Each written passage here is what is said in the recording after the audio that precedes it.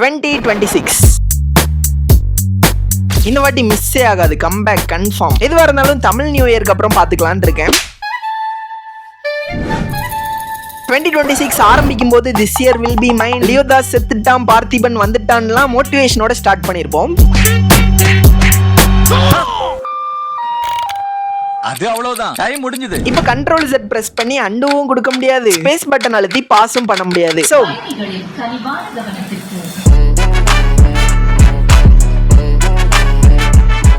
Resolution போடுறதே அதை break பண்றதுக்காக தான். சோ அதெல்லாம் நினைச்சு ஃபீல் பண்ணாதீங்க, கவலைப்படாதீங்க மாமா.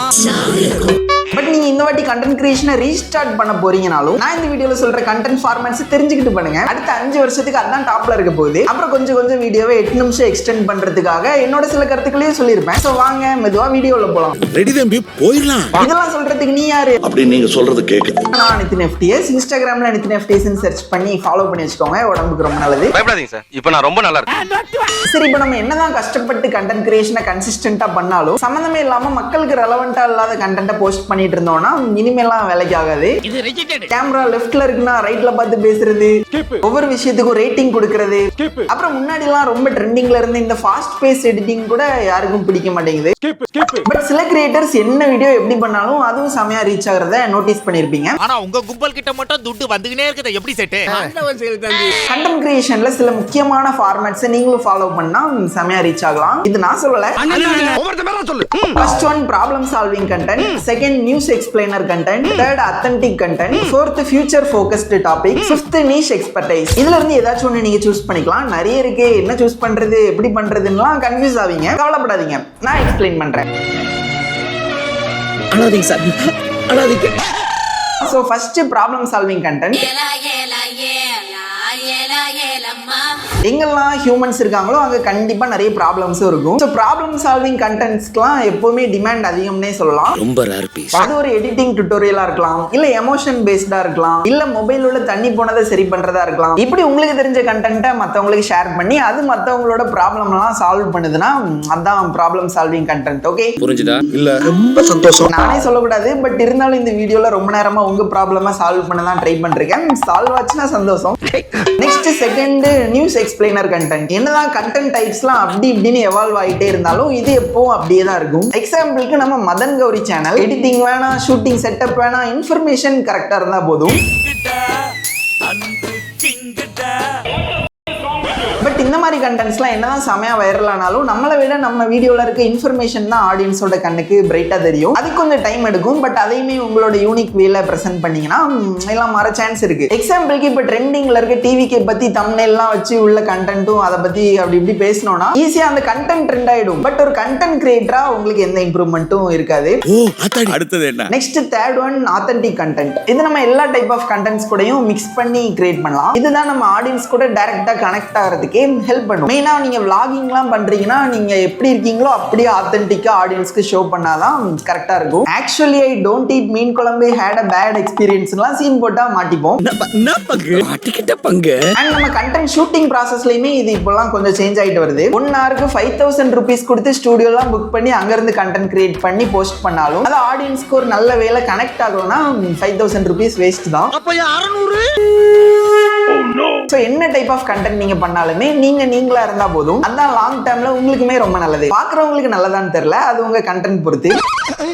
The next fourth one, future focused topics. இந்த டைப் ஆஃப் கண்டென்ட் உள்ள AI, finance, life style contents மாதிரியானதெல்லாம் கவர் ஆகும். இந்த மாதிரியான கண்டென்ட்ஸ்லாம் மக்கள் நிறைய பேர் மோட்டிவேட் ஆகும் போதெல்லாம் அதிகமாக கன்சியூம் பண்ணுவாங்க. நான்லாம் மோட்டிவேஷன்ல முக்காவாசி இன்ஸ்டாகிராம்ல இந்த மாதிரியான ரீல்ஸ் தான் அப்புறம் தேவைப்படும்னு சேவ் பண்ணி வச்சிருக்கேன். எந்த பயனும் இல்லை. ஏன்னா ஃபியூச்சர் ஃபோக்கஸ்டு கண்டென்ட்ஸ் எல்லாமே நம்ம லைஃப் இல்லைன்னா ஏதாச்சும் ஒரு ஆக்டிவிட்டியை இம்ப்ரூவ் பண்ற மாதிரியா இருக்கும். ஃபியூச்சர்ல எடிட்டிங்க்கு AI வரும்னு சொன்னா சேவ் பண்ணி வச்சிருப்பேன். இப்போ இன்வெஸ்ட் பண்ணுங்க, 10 வருஷத்துல அம்பானி ஆயிரலாம்னு சொன்னா சேவ் பண்ணி வச்சிருப்பேன். பட் உண்மையாவே சில கண்டென்ட்ஸ்லாம் செம யூஸ்ஃபுல்லா தான் இருக்கும். நம்ம போட போறது என்னவோ 5 லட்சம் தான், ஆனா நமக்கு கிடைக்க போறது 15 கோடி.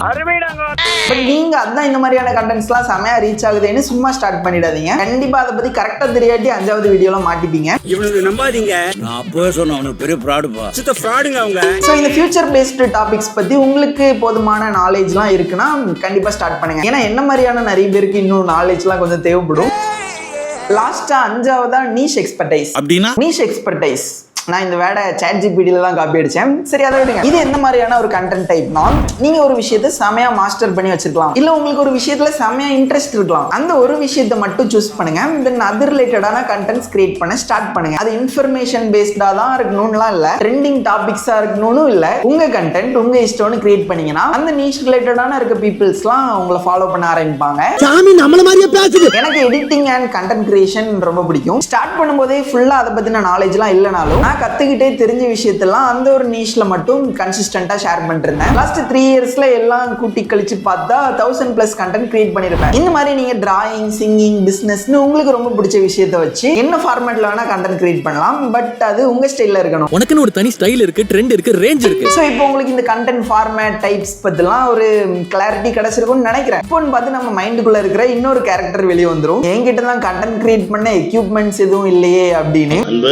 இதோட பேச்சு நேத்து பட் நமக்கே தெரியாம நம்மளை சுத்தி நிறைய வேஸ் கண்டிப்பா இருக்கும் கைஸ். ஜஸ்ட் தேடுங்க, உங்ககிட்டயே சொல்யூஷன் இருக்கும். நானே 4 வீடியோ அதை பத்தி அப்லோட் பண்ணிட்டேன். ஸ்டார்ட் பண்றப்போ Redmi 9 Pro மொபைல் தான் வச்சிருந்தேன், கேமரா நல்லா இருக்காது, அதுதான் எல்லாமே அப்படின்னு நிறைய சொல்லிட்டேன். ஸோ இந்த வீடியோலையும் அதே சொல்லி உங்களை போர் அடிக்க வைக்கல. ரொம்ப சந்தோஷம். அண்ட் சில பேர்லாம் நான் எவ்வளவோ வீடியோஸ் பண்ணாலும் எனக்கு தான் ரீச்சே ஆக மாட்டேங்குது அப்படின்னு நினைக்கலாம். ரீச்லாம் ஆக வேணாங்க. கண்டென்ட் கிரியேஷன் ஒரு ப்ராசஸ். அந்த ஒரு ஸ்கில்ல நம்ம கன்சிஸ்டன்டா பிராக்டிஸ் பண்ணாலே அதை சுத்தி நிறைய ஸ்கில் நமக்கு தெரியாம ஆட் ஆயிட்டே இருக்கும். எனக்குள்ள ஏகப்பட்ட பவர்ஸை வச்சுக்கிட்டு என்ன பண்றதுன்னு தெரியாம சுத்திக்கிட்டு இருக்கேன். கான்ஃபிடென்ட்டா பேசுறது and shooting process, script writing, இப்படி அதை சுத்தியே ஒரு 10-15 ஸ்கில்ஸ் இருக்கு. ஸோ இது எல்லாமே அலைன் ஆகி வரும்போது தான் உங்களுக்குன்னு ஒரு ஸ்டைல் கிரியேட் ஆகும். ஸோ இந்த டைம்ல நீங்க எவ்வளவுதான் கிரியேட் பண்ணி ரீச் கிடைக்கலனாலுமே நீங்க கன்சிஸ்டன்டா கிரியேட் பண்ணும்போது ஒரு ஸ்கில்ல கத்துக்கிட்டே தான் இருப்பீங்க. ஸோ போக போக கன்சிஸ்டன்சி அண்ட் யூனிக்னஸ் எல்லாத்தையும் கலந்து ட்ரை பண்ணுங்க. கண்டிப்பா எல்லாமே சேஞ்ச் ஆகும். நான் கிரியேட்டரா முடிஞ்சு போச்சா முடியலையான்னு நீங்க டிசைட் பண்ண கூடாது. அண்ட் நான் இந்த வீடியோல சொன்ன கண்டென்ட் ஃபார்மேட்ஸ், கண்டென்ட் டைப்ஸ்லாம் பத்தி கிரியேட் பண்ண எனக்கு ஐடியாவே இல்லை ப்ரோ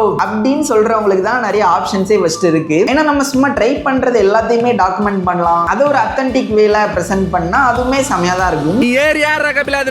ஸோ ஓவராலா ஒன்று மட்டும் ஞாபகம் வச்சுக்கோங்க, நீங்க கிரியேட் பண்ற கண்டென்ட் ஆடியன்ஸ்க்கு ஏதாச்சும் ஒரு வேலை யூஸ்ஃபுல் ஆர் ரிலேட்டபிளா இருந்துச்சுன்னா அதுதான் நல்ல கண்டென்ட். அதை நீங்க ஒரு யூனிக் வேலை பண்றது உங்ககிட்ட தான் இருக்கு. இனிமே ரீசன்ஸ்லாம் சொல்லி அடுத்த வருஷம் பார்த்துக்கலான்னு ரெசல்யூஷன்லாம் மறந்துடாதீங்க. ஜஸ்ட் ரீஸ்டார்ட் பண்ணி பாருங்க. முடியும்னு நினைச்சங்காட்டி தானுங்க தாமஸ் ஆல்வா எடிசன் கரண்ட் கண்டுபிடிச்சாரு. முடியாதுன்னு நினைச்சிருந்தா மனசு குரங்காவே இருந்திருப்பானுங்க. ஸோ நம்ம அடுத்து இதை விட செமையா யூஸ்ஃபுல்லான ஒரு வீடியோல சந்திக்கலாம்.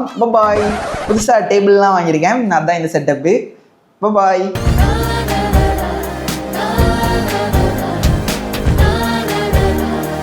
Wait a minute.